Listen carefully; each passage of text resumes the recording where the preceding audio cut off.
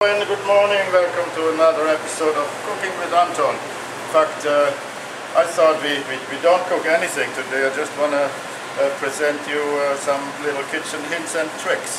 We start right here with a knife, probably the most important tool in the kitchen.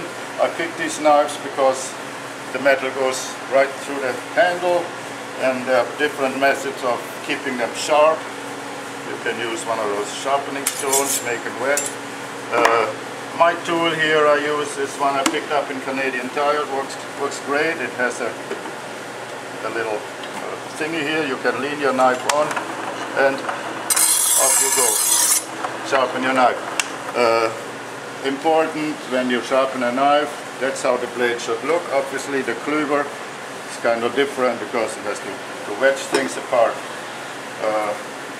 I like to do the in-between sharpening with those sharpening steels.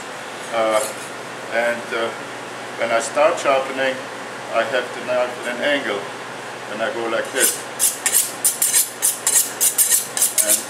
And this is the first dozen or so wedges. Again, the hand always goes like this, and towards the end of sharpening, I make a flat angle, so almost no angle. And these tools you get in professional outfitters like Russell Food downtown, or here in South Burnaby there is a company called Nella on Lane Street. These little tools, I shouldn't say tool, it's a toy. This is not worth a lot. I couldn't work with it, and I shouldn't. Is it because it's a little bit too short, right? Yeah. Here you see my stand, my knife stand where all the knives came in. If you don't watch the hygiene of it, very good. They're no good in the kitchen. I have them just here for display reasons today. I like to work with a magnet, or just leave them out in the open, the knives. Same for paring knives. These are now the professional type. And again, Russell or Nella here in South Burnaby carries those. Same thing here. Quick sharpening in between, and I see actually around here in the kitchen, and many Asians they sharpen like this. I could never get used to it. Actually, I've never come across somebody who sharpens like me. Most important, put your thumb behind that thing here. And then you get going. Okay. You see, I have a wooden chopping board here. If you wash it always properly, maybe use some vinegar, and most important, at the end of the day, you remove your rug underneath, and overnight you leave a knife under there. Makes the air go around, and you never have problems with mold. And you hear it in the back here in my kitchen. I have always a very well ventilated area, and 24/7 my ventilators are going. Now we start looking at the food.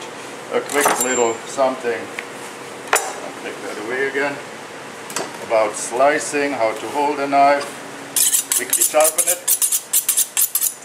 Here you go. I cut, and you see my knife points away from the hand, and every time I do a cut, the back of the knife hits my finger. And cutting like this, it's close to impossible. Close to impossible that you cut yourself. This little demonstration, off we go. Now we have those large amount of garlics. You can buy, peeled, or you peel them yourself. Sometimes it's difficult if you buy too much. It either dries out on your stock, and it's not wasted food. Here I put some vegetable oil on top, and I will continue. It's always good to have some minced garlic. We do that right here. So there's been some oil already? Yeah, there's a little oil in there already. Oops. You see how quick that goes.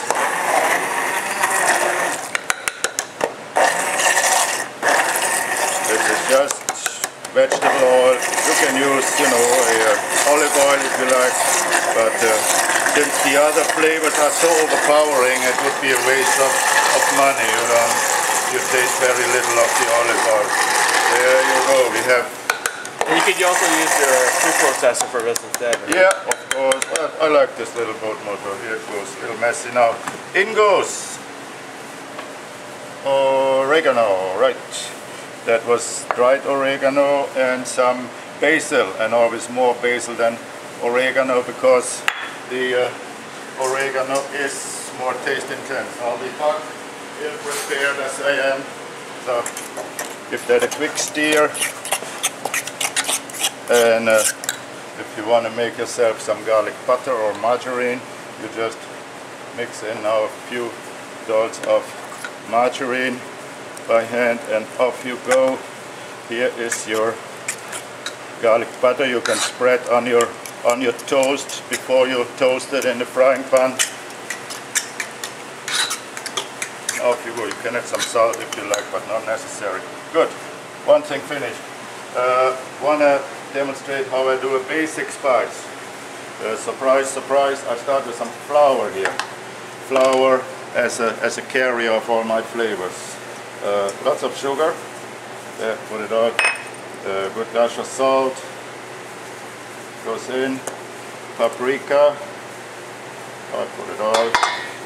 Give it a little spicy note. There's a good dash of cayenne pepper. Last but not least, my minced garlic. Off you go.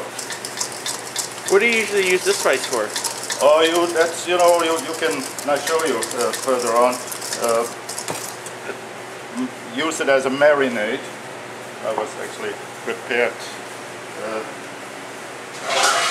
to do the marinade. Here, I use it here in a restaurant to spice my hash browns, and we can do a tasting right away. It has the components. It has the salt. Could have a little more salt actually. And I forgot something too. Anton, it's 6 in the morning again. I forgot black pepper, of course. Black pepper, white pepper. Which I don't have. Anton. That's why tasting is always of importance. Ah, much better. Now, you want to make a steak tonight. Go like this. Mix it up. And throw it in there, or apply the paste to your steak. You're ready at with the barbecue right away. Okay, then put this aside. Next one, I like to show you how we work here in a restaurant. We boil potatoes. I blanch my hash browns, and what I do, I always keep the water from blanching to make a stock, a vegetarian stock, or use it to throw my chicken in and make a really rich chicken stock. Onion peels, I utilize any kitchen clippings from cauliflower, from leek, from carrot underneath. I utilize in that very stock, put it back on the stove, gives a fantastic vegetable stock, so we don't toss really anything out. Here, that reminds me of something I want to show. If you have abundance in summer of parsley, like in this case, or basil, go and make little ice cubes of it. That's what I did here. And all winter you can have fresh basil preserved as a little ice cube on your salad or on your pizza. Okay, so that is my wonderful stock. An old kitchen instrument from my mom. I'm so tremendously proud of. It's called cushion point. There you go. It still works after so many years. Here I made myself a little hamburger meat, and this is hamburger. I use ham meat only. Just playing around, mixing in, and it needs always a very good mix at very cold temperature. That's important. If it has room temperature, the fat will go on the outside of your structure, and you won't get a proper emulsion. You need the protein on the outside. So as cold as you can get it, so almost semi-frozen. You toss your spices in and then you mix it. My twist of the day here, I guess that's when East meets West or Asian meets Caucasia. I put some rice in there, makes it more nutritious, and actually it improves the texture there too. Play around, that's most important. Next one. I want to show you how I make my roast beef. The roast gets certainly marinated soon as it's out of the bag, and it can sit for a couple of hours outside the fridge in order to marinate. The roasting process, I start at degrees Celsius in my convection oven, and then any other oven could be different, so that's for mine. I experience 180 to 200 degrees C for 30 minutes with an open flap, gives you the cooking and the roasting on the outside. After this 30 minutes I go down already to 140, 160 degrees Celsius for 45 minutes. And then at this point, after 45, I close my flap and go down to 120, and actually even lower to 100 to 90 in steps after that. And the roast is done when the core temperature of 55 to 60 degrees is reached, and you will have a medium well done roast.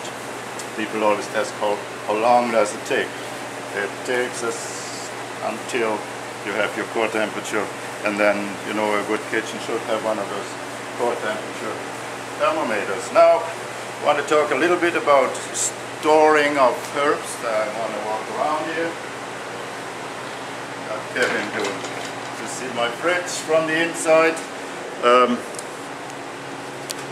Mom always stored products like this, or almonds or nuts, in the fridge. That's when they keep that taste the best. And you're looking further through, I also store my dried herbs in here.